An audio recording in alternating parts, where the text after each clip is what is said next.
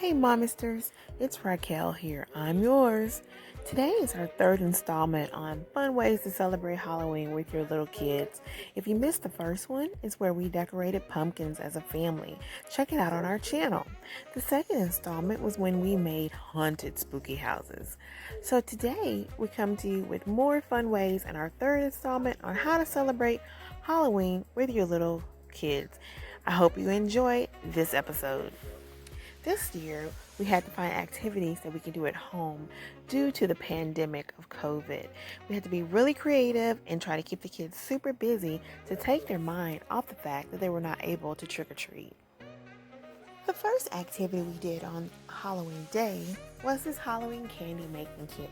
I've had this kit for a couple of years because it has reusable plastic molds that you can make candy treats. All you have to do is buy new supplies from your local grocery store or like your Party City, and I get multiple colors of candy melts so that each picture can have a different color for the kiddos to use. I included this pic so you can see an example of the kind of candy melts that we use for this fun project. The chocolate, you can use it also in your chocolate fountain, and the candy melts I picked up from Walmart, and the white Bart chocolate came from the grocery store.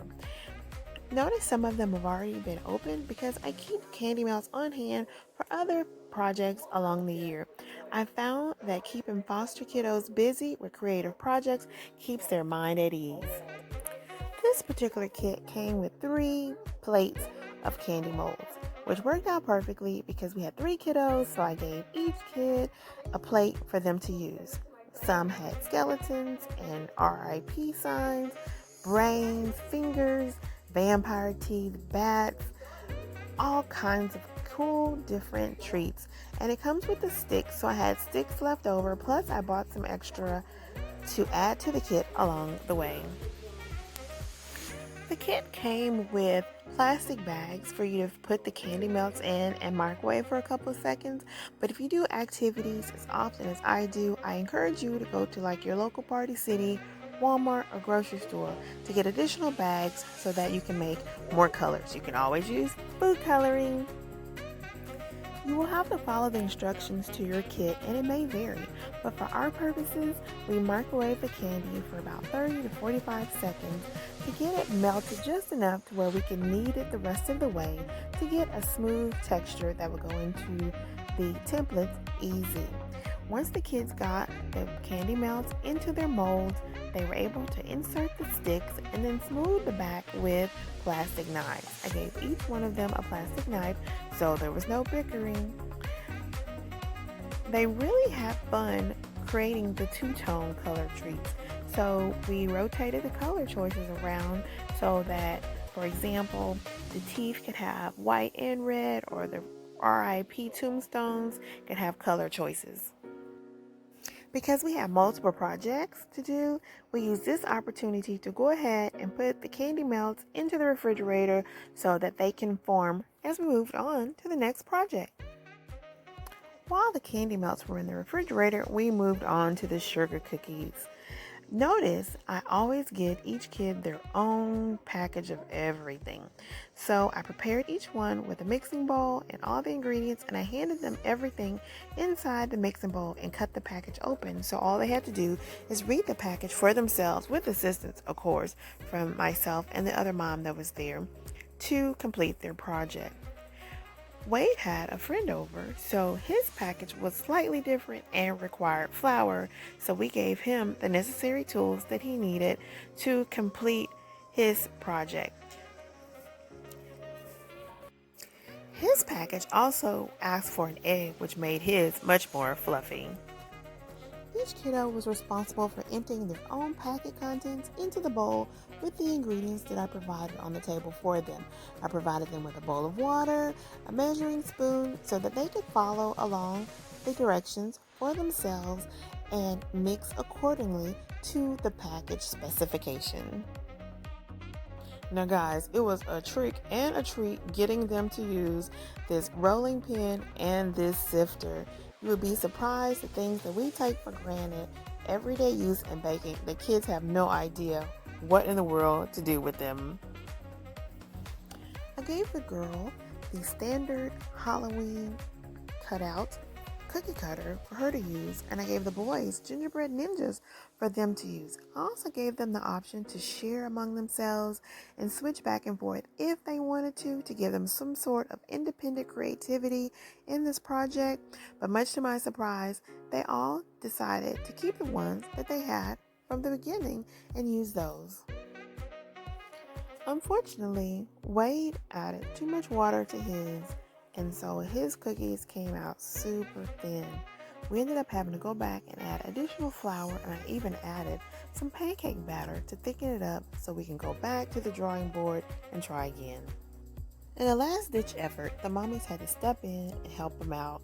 We were starting to lose ground and time on the cookies and the whole struggle with the rolling pin and the flour. We found out they do not offer home ec anymore in schools. So we had to kick it into high gear so we can get these cookies into the oven so that we can move on to our third project. So we went much faster once the mommies started helping, and then we were able to get the cookies into the oven. While the cookies were baking, we used this as an opportunity to pull our candy melts from the fridge and check them out. Lay them out on parchment paper to see what our wonderful creations were. We really tried to time everything perfectly. We timed it where the cookies would come out of the oven just in time for us to put them on the parchment paper to let them cool after we finished the candy melt. So as the kiddos put them on the parchment paper so that they may cool to get ready for the icing and the topping for the next step. For our third and final project, we made mummy dogs. They were so stinking cute. My mommy friend came over with this idea and the supplies to add to our family project fun, and I thought it was such the cutest idea. First, we used crescent rolls, wiener dogs, and cheese depending on which kid wanted cheese. We rolled out the crescent roll and had the kids slice thinly sliced pieces that they would use for their mummy wrap. This was so much fun. You should see some of the creations that we had them undo because it ended up looking like a collage.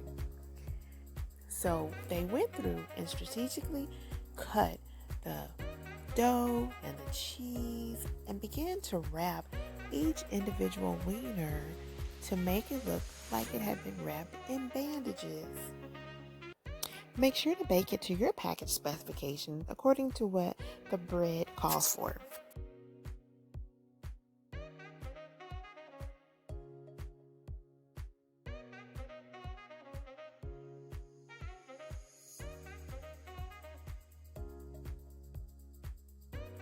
The last and final step was to ice the cookies that had now cooled with their toppings and icing. The boys cooked a little longer than we desired, and they even started eating them before they put the toppings on. I didn't get a final pic with all the decoration on, but I hope you enjoyed these last few pictures.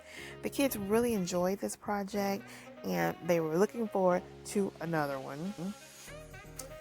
The final project I did this week lasted over 4 days, and I only did with my high schooler. When we were laying out clothes for the younger one to do for Red Ribbon Week, he wanted to know, what about my Red Ribbon Week?